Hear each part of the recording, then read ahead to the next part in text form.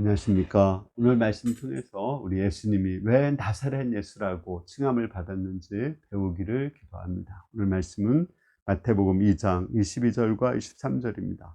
그러나 아킬레오가 그의 아버지 헤롯을 이어 유대의 임금됨을 듣고 거기로 가기를 무서워하더니 꿈에 지시하심을 받아 갈릴리 지방으로 떠나가 나사렛이란 동네에 가서 사니 이는 선지자로 하신 말씀에 나사렛 사람이라 칭하리라 하심을 이루려 함이로라.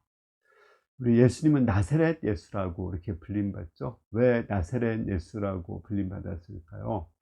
유대왕 헤롯이 예수님을 죽이려고 하는 거 들었죠. 그래서 예수님의 부모들은 예수님을 이끌고 데리고 이제 애굽에 피난을 갔습니다. 그런데 헤롯 왕이 죽었으니까 다시 이제 유대 베들레헴으로 돌아가라고 했어요. 그렇지만 그 헤롯 왕을 이어서 아켈레오가 왕이 되었다는 말을 듣고 예수님의 부모님들은 베들레헴으로 돌아가는 것을 두려워했습니다. 그러자 천사가 나타나서 갈릴리로 돌아가서 살라고 말씀했습니다. 그래서 예수님의 부모님들은 갈릴리 나사렛에 가서 살게 되었습니다. 그래서 예수님은 나사렛 예수로 불림을 받게 되었습니다. 갈릴리는 당시에 이방 땅처럼 되게 무시받는 곳이었거든요. 그러나 예수님이 사심으로 갈릴리가 영화롭게 되었습니다.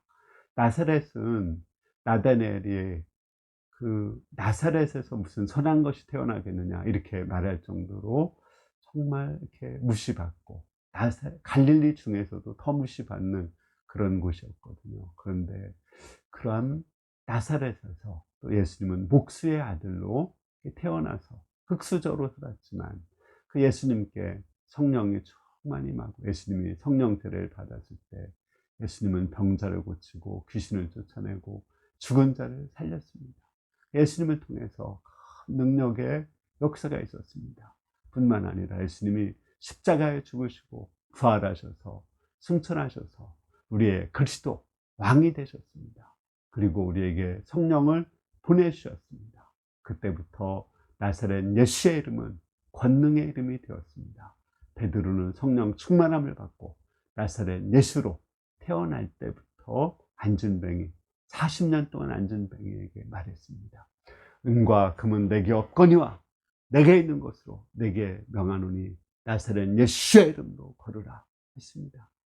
그러자 나사렛 예수의 이름으로 그 안진뱅이가 일어나 걷고 뛰고 하나님을 찬양했습니다. 이를 보고 많은 사람들이 그 회개하고 예수님을 믿고 그 당시에 남자만 5천 명이 세례를 받았다고 합니다. 예수님의 이름은 지금도 동일하게 영화롭고 높고 크신 이름이십니다. 모든 만물 위에 뛰어난 이름이고 교회를 통해서 그런 놀라운 역사를 이루십니다. 얼마 전에 조용기 목사님이 돌아가셨는데 그 조용기 목사님 통해서 예수님의 이름으로 정말 안전병이가 일어나고 많은 수많은 병자들이 일어나는 그 놀라운 역사를 이루었습니다.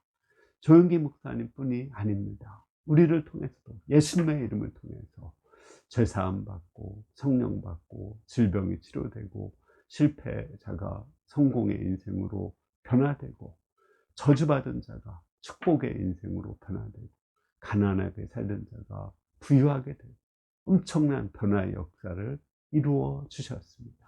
나사렛 예수의 이름은 영화로우신 이름입니다. 우리도 세상 가운데 흙수저로 태어난 사람 많습니다. 또 천하고 좀 이렇게 병들고 또 세상으로 연약하게 태어난 사람들 많습니다. 그러나 나사렛 예수의 이름을 의지할 때 우리가 강하고 영광스러운 삶을 살 수 있습니다. 우리가 예수님의 이름을 의지해서 우리가 변화되고 새로운 삶을 살 수 있기를 기도합니다.